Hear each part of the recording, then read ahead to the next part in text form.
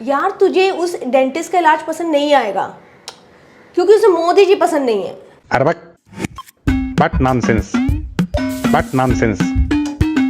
I know it makes no sense. Modi ji का दांत के इलाज से कोई लेना देना नहीं है।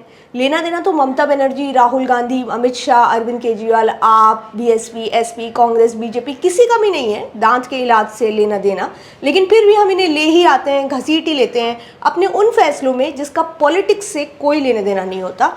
और इसी लक्षण को कहते हैं, पेन पेंसिल ले लीजिए, थोड़ा भारी सा शब्द है और उतना ही भारी भरकम असर इसने हमारे जीवन पर डाला है कि न्यूरो साइंटिस्टों को रिसर्च करनी पड़ रही है कि किस तरह हम दूसरों की राजनीतिक लाइकनेस के आधार पर उनके उस काम को लाइक या डिसलाइक कर रहे हैं जिसका राजनीति से कोई लेना देना नहीं है। मसलन आप एक कैब करते हैं और कैब में बैठे बैठे अपने फेवरेट विषय राजनीति पर कैब चालक से बात करने लगते हैं। बात करते करते आपको पता चलता है कि अरे वो भी आप ही की तरह इस सरकार के काम से काफ़ी निराश है। उसे भी लग रहा है कि दुनिया गर्त में जा रही है, उसे भी लग रहा है इस देश का कुछ नहीं हो सकता और उस बेचारे ने भी रवीश कुमार के कहने पर टीवी देखना छोड़ दिया है। बस ये सुनकर आप उस कैब द्वारा की जा रही ओवर प्राइसिंग, बैड ड्राइविंग की तमाम चिंताओं को बैक सीट पर रखकर फ्रंट सीट पर जाकर कैब चालक के कंधे पर सिर रखकर इस देश का क्या होगा बोलकर फपक कर रोने लग जाते हैं और जाने से पहले उसे 5 में से 6 रेटिंग भी दे जाते हैं। तो इसे ही मेरे भाइयों और बहनों कहते हैं एपिस्टेमिक स्पिल ओवर। एपिस्टेमिक यानी ज्ञान संबंधित, इस केस में राजनीतिक ज्ञान से जुड़ा वो बर्तन जिसमें से ज्ञान उफन कर पूरे प्लेटफॉर्म पर फैल गया और यहाँ तक आ गया है, जल्दी से कोई पोछा लेकर आओ। कहने का मतलब है कि आपके डेंटिस्ट, सीए, प्लम्बर, टेक्नीशियन का राजनीतिक झुकाव क्या है उसके आधार पर आप उसके काम को जज कर रहे हैं। नॉट दैट कि बाल कटवाने से पहले आप सैलून वाले से इंटरव्यू कर रहे हैं कि आपको बीजेपी पसंद है कि कांग्रेस। लेकिन अगर आपको तनिक भी भनक लग जाए बातचीत के दौरान कि आपका बिल्डर सीएए के बारे में वही सोचता है जो आप सोचते हैं, तो आपको उससे ज़्यादा जिनाइन बिल्डर कोई नहीं लगेगा जो अच्छा नहीं सबसे सस्ता सीमेंट यूज़ करता है, लंगूर सीमेंट। ठीक है। वैसे पॉलिटिक्स आजकल रिलेशनशिप्स को भी सीमेंट और अनसीमेंट करने का काम कर रही है। बम्बल द डेटिंग ऐप, उसने 2024 जनवरी में भारत में एक सर्वे किया और उनके मुताबिक जेनजी और मिलेनियल्स अपने डेटिंग पार्टनर को चुनने से पहले ये देखते हैं कि उसकी पॉलिटिकल लीनिंग्स क्या है, वो कास्ट, रेस, रिलीजन, इजराइल फ़लस्तीन जैसे मामलों के बारे में क्या सोचता है या सोचती है, एलजीबीटीक्यू के बारे में उनकी क्या राय है और वर्ल्ड पॉलिटिक्स के बारे में वो क्या सोचते हैं। और खबरदार जो आपने कहा हम पॉलिटिक्स के बारे में क्यों बोले, हमने क्या किया, हमने कुछ नहीं किया, क्योंकि जो पॉलिटिक्स की बात नहीं करता उससे कोई बात नहीं करता। ये बात अलग है कि इस बातचीत में डिसेंट, मतभेद, डिसएग्रीमेंट, आई डिसएग्री टाइप के शब्दों के लिए कोई जगह नहीं है। जबकि नोबेल लॉरियट भारत रत्न अमर्त्य सेन तो भारत के बहस के कल्चर पर एक किताब लिख चुके हैं, आर्गुमेंटेटिव इंडियन, जिसमें वो बता रहे हैं कि किस तरह वैदिक काल से भारत में बहस करने की परंपरा चली आ रही है। गीता में अर्जुन बार बार कृष्ण से पूछ रहे हैं कि मैं युद्ध क्यों लड़ूं और कृष्ण उनको कन्विंस करने की कोशिश कर रहे हैं, अनलाइक आवर पेरेंट्स जो कहते हैं कि चुप रहो, बड़ों से बहस नहीं करते।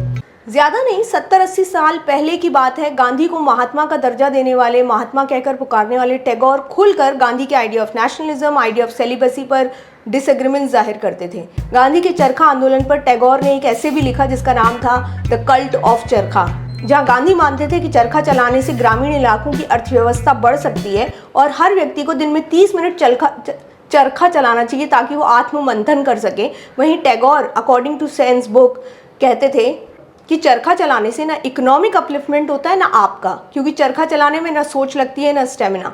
इतनी असहमतियों के बावजूद भी गांधी और टैगोर ने एक दूसरे को अनफ्रेंड नहीं किया था। शायद उस वक्त सोशल मीडिया नहीं था इसलिए, है ना।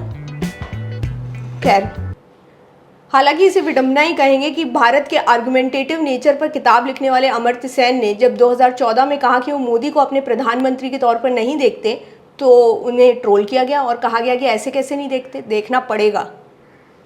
मौजूदा दौर के भारत में सवाल पूछना पड़ेगा और जवाब देना पड़ेगा वाला कल्चर थोड़ा कम होता जा रहा है। मैंने जवाब दे दिया ना, हर चीज का जवाब प्रधानमंत्री जी ने देना जरूरी नहीं है। वहीं 6 साल पहले थाईलैंड के प्राइम मिनिस्टर ने तो कमाल ही कर दिया था। ये तो हम कर ही नहीं पाएंगे। जब मीडिया उनसे सवाल पूछने के लिए आगे बढ़ी तो उन्होंने अपने कटआउट पेश कर दिया और कहा कि जो भी सवाल पूछने हैं इससे कीजिए। वर्तमान में हम ऐसे पोलराइज माहौल में रह रहे हैं जहाँ या तो आप इस खेमे में हैं या उस खेमे में, या तो एनिमल पसंद आई या नहीं आई, या तो आप एलविश यादव के साथ हैं या नहीं हैं, राम मंदिर बनना चाहिए या नहीं बनना चाहिए। किसी एक का साइड तो लेना ही पड़ेगा। तटस्थ रहने से काम नहीं चलेगा। इसी खेमेबाजी को पॉलिटिकल ट्राइबलिज्म कहा गया है।